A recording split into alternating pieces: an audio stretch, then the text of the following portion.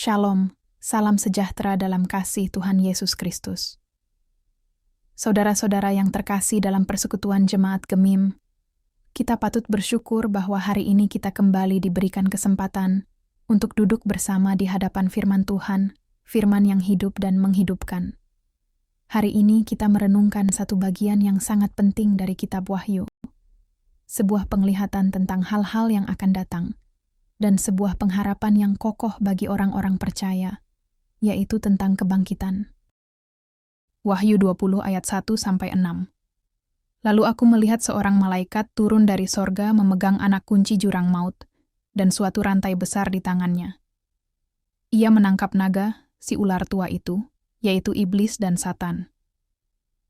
Dan ia mengikatnya 1000 tahun lamanya, lalu melemparkannya ke dalam jurang maut, dan menutup jurang maut itu dan memeteraikannya di atasnya, supaya ia jangan lagi menyesatkan bangsa-bangsa sebelum berakhir masa 1000 tahun itu. Kemudian daripada itu ia akan dilepaskan untuk sedikit waktu lamanya. Lalu aku melihat takhta-takhta dan orang-orang yang duduk di atasnya. Kepada mereka diserahkan kuasa untuk menghakimi. Aku juga melihat jiwa-jiwa mereka, yang telah dipenggal kepalanya karena kesaksian tentang Yesus dan karena firman Allah, yang tidak menyembah binatang itu dan patungnya, dan yang tidak juga menerima tandanya pada dahi dan tangan mereka. Dan mereka hidup kembali dan memerintah sebagai raja bersama-sama dengan Kristus untuk masa 1000 tahun. Tetapi orang-orang mati yang lain tidak bangkit sebelum berakhir masa yang 1000 tahun itu. Inilah kebangkitan pertama. Berbahagia dan kuduslah ia yang mendapat bagian dalam kebangkitan pertama itu.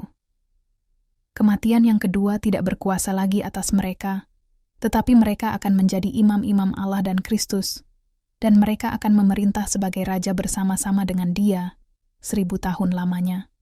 Sahabatku, firman Tuhan dari Wahyu 20 ayat 1-6 membawa kita kepada satu pengertian bahwa kehidupan ini tidak berakhir pada kematian, tetapi justru dibuka menuju satu pengharapan akan kehidupan kekal.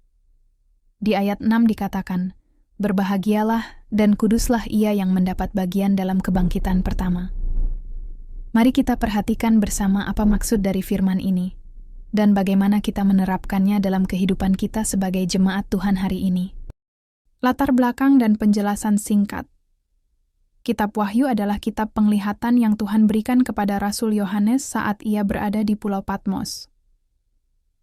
Penglihatan ini berisi gambaran-gambaran simbolik tentang pergumulan antara kuasa kegelapan dan kuasa Allah, tentang penghakiman, dan juga kemenangan kekal bagi umatnya.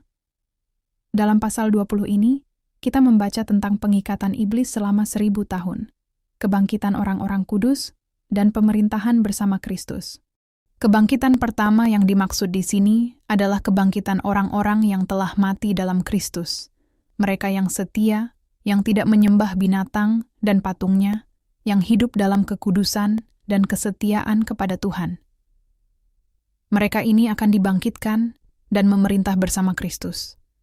Mereka disebut berbahagia dan kudus, karena maut kedua tidak berkuasa atas mereka. Ilustrasi dan refleksi kehidupan. Saya ingin mengajak kita membayangkan sesuatu. Pernahkah saudara melihat seorang petani yang menabur benih? Ia menggenggam benih kecil-kecil dan menaburnya ke tanah. Ia tahu bahwa benih itu akan tertimbun tanah. Bahkan ia tidak akan melihatnya selama beberapa waktu. Tapi petani itu tidak takut. Ia tidak ragu.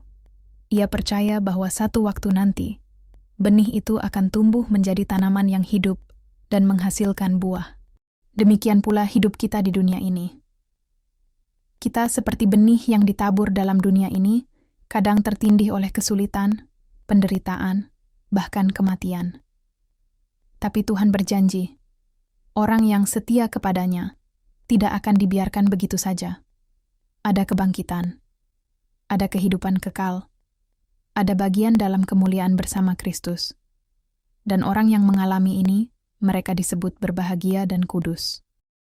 Saudara-saudara, banyak orang hari ini mencari kebahagiaan. Ada yang mencari lewat harta, ada yang mengejar kekuasaan, popularitas, bahkan kenyamanan hidup. Namun kebahagiaan dunia sering bersifat sementara. Hari ini kita tertawa, besok kita menangis. Hari ini kita sehat, besok kita bisa sakit. Tapi firman Tuhan berkata, "Berbahagialah mereka yang mendapat bagian dalam kebangkitan pertama." Artinya ini adalah kebahagiaan yang tidak dapat dirampas oleh dunia. Ini adalah sukacita yang tidak ditentukan oleh situasi.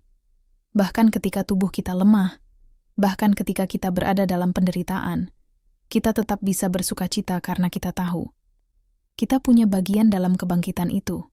Itulah sukacita orang percaya. Sukacita yang lahir dari pengharapan yang tidak pernah gagal. Saudaraku, kata kudus seringkali kita dengar dalam ibadah dan liturgi. Tapi apa sebenarnya artinya hidup kudus? Hidup kudus berarti hidup yang dipisahkan untuk Tuhan. Bukan hidup tanpa salah, tapi hidup yang terus-menerus dipulihkan dan diarahkan kepada kehendak Tuhan. Dalam ayat ini, mereka yang mendapat bagian dalam kebangkitan disebut sebagai orang-orang kudus. Mereka adalah orang-orang yang tidak tunduk kepada dunia, tidak menyembah berhala zaman ini. Mereka setia. Mungkin di dunia mereka dianggap kecil, miskin, tidak penting. Tapi di hadapan Tuhan, mereka berharga dan mulia. Hidup kudus hari ini bisa berarti berani berkata jujur di tempat kerja meskipun kita dirugikan. Hidup kudus bisa berarti tetap setia melayani Tuhan di kolom atau komisi meskipun banyak tantangan. Hidup kudus bisa berarti tetap mengampuni orang yang menyakiti kita, karena kita tahu hidup kita bukan milik kita sendiri, tapi milik Tuhan.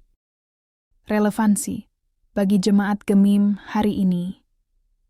Sebagai jemaat Gemim, kita sering mendengar istilah pengharapan akan hidup yang kekal, baik itu di dalam pengakuan iman, dalam liturgi penghiburan, bahkan dalam nyanyian rohani. Tapi hari ini Tuhan ingin supaya pengharapan itu tidak hanya jadi ucapan bibir. Pengharapan itu harus menjadi gaya hidup. Kita dipanggil untuk hidup dalam pengharapan akan kebangkitan. Kita percaya bahwa penderitaan di dunia ini tidak sebanding dengan kemuliaan yang Tuhan sediakan. Dan karena kita percaya, maka kita terus hidup setia, melayani dengan sungguh-sungguh, memegang teguh iman dalam segala situasi. Ketika jemaat Gemim menghadapi tantangan, baik dalam kehidupan keluarga, ekonomi, pelayanan, atau kesehatan, mari kita ingat bahwa hidup kita bukan berakhir di liang kubur. Hidup kita akan dibangkitkan bersama Kristus. Dan selama kita hidup dalam Dia, kita punya bagian dalam kebangkitan itu. Penutup, saudara-saudara terkasih, firman Tuhan hari ini mengajak kita untuk tidak hidup dengan pandangan dunia, tetapi hidup dengan pandangan kekekalan. Dunia ini akan berlalu, tapi firman Tuhan tinggal tetap.